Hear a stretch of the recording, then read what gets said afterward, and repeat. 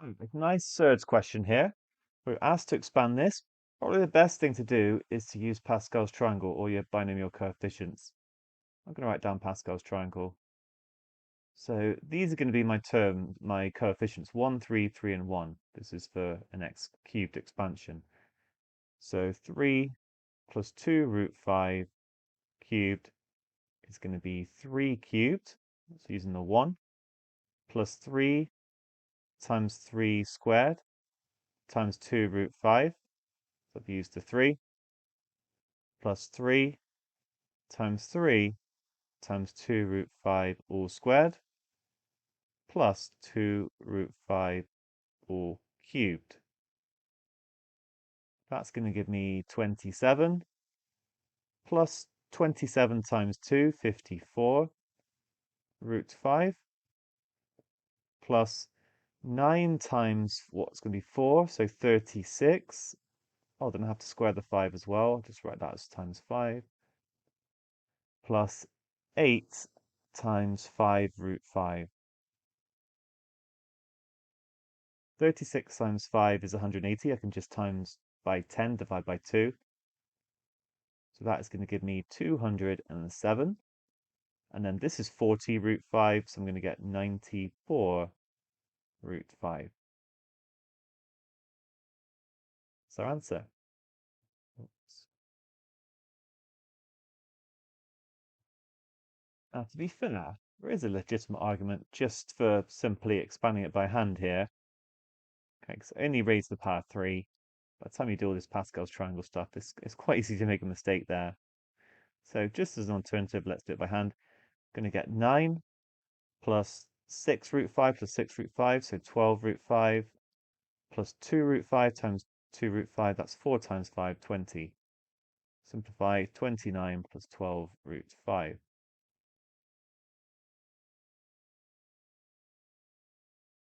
And then multiply that by 3 plus 2 root 5. 3 times 29 is going to be 87. Then plus 58 root 5 plus 36 root 5. And then 24 times 5 is going to be 120, which gives, arguably, I think I might have done this more quickly, plus 94 root 5.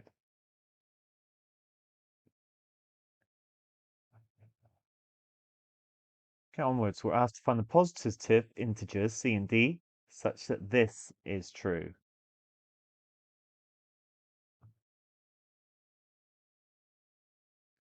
Right, now the first thing I'm going to do is cube both sides. So 99 minus 70 root 2 is going to equal c minus d root 2 cubed. And you can see part 1 was just kind of warming us up for this.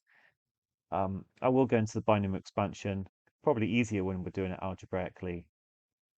So c cubed plus 3 c squared times minus d root 2 plus 3c times minus d root 2 squared plus minus d root 2 all cubed. And that'll give me c cubed minus 3 root 2 c squared d. Over here it's going to become positive. I'm going to get 6 because it's root 2 squared, and then 3 times 2 is 6. Then I'm going to get d squared, so 6c d squared. And over here, get minus again, 2 root 2 d cubed. Now we have a rational part on the left and a rational part on the right. Remember, d and c are positive integers, so these green parts must actually equal. And similarly, for the irrational parts, it must be that they're equal to one another. So we can construct now two equations. Comparing rational. When I say irrational and rational, it's irrational because I've got square root of 2 here, and that's an irrational number. So I can write down 99 is going to equal c cubed plus 6cd squared.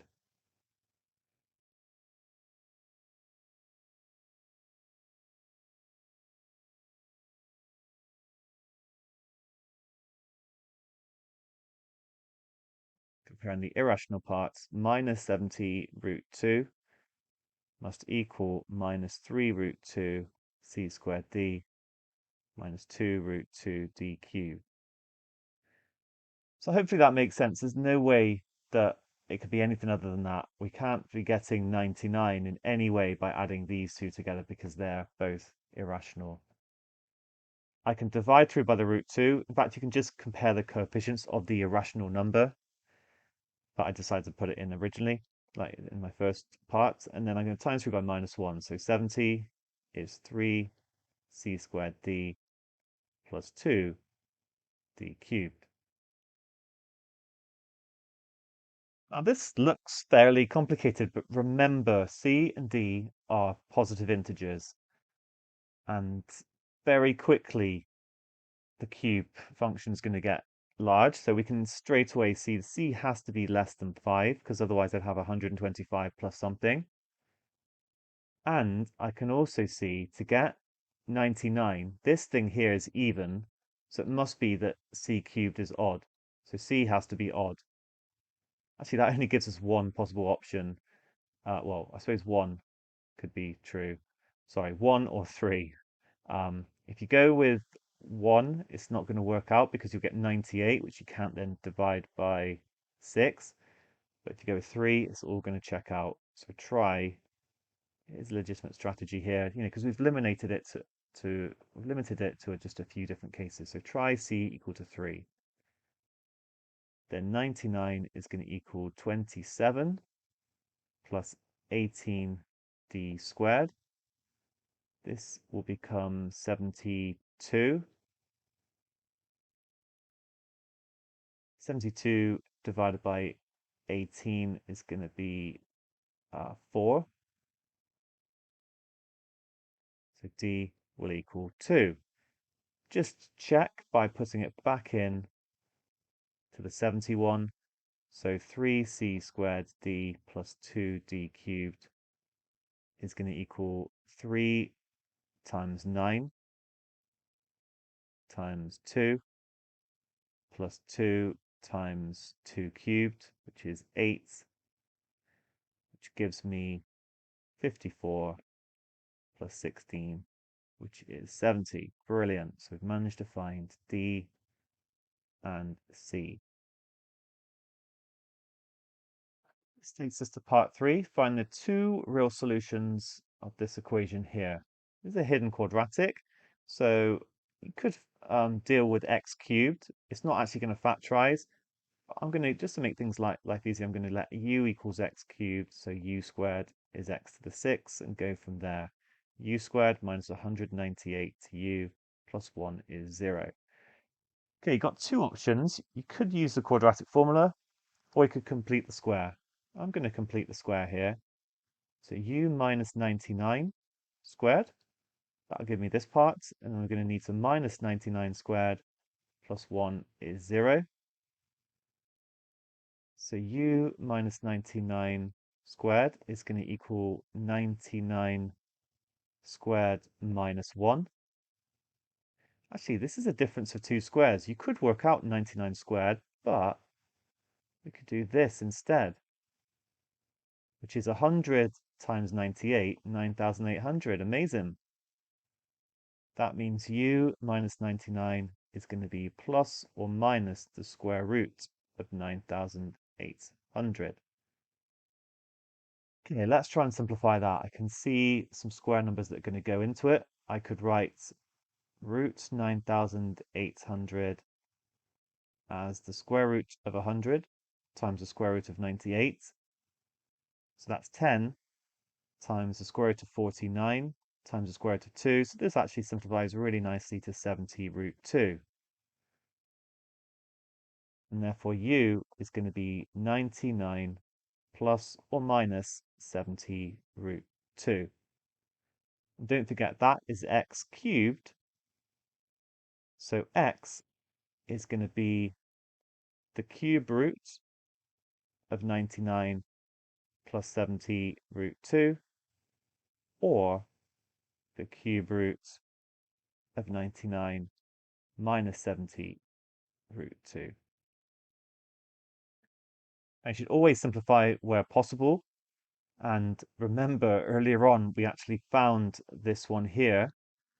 We said that when we have a minus there, it would have been 3 minus 2 root 2.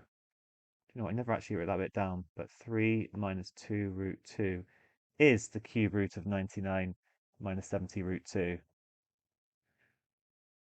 So I can just straight away write down that this is 3 minus 2 root 2. And you can bet that the one with the plus in is going to be very similar. Now you could go back to like we did with part B and try and solve a set of equations. In fact, you can skip some steps because all we're doing is going to be changing. Well, actually, we could do exactly the same thing, but set this equal to 70. Sorry, minus 70, and then D will end up. It will work out in exactly the same way. So we'll get the same value for C, 3, and then D, we have to make it the opposite sign. So D is going to be minus 2. Therefore, this is going to be 3 plus 2 root 2. A good shout is also just to try it out. Think if you've got a cube root, very two similar things, it's got to be just really like a small sign change going on.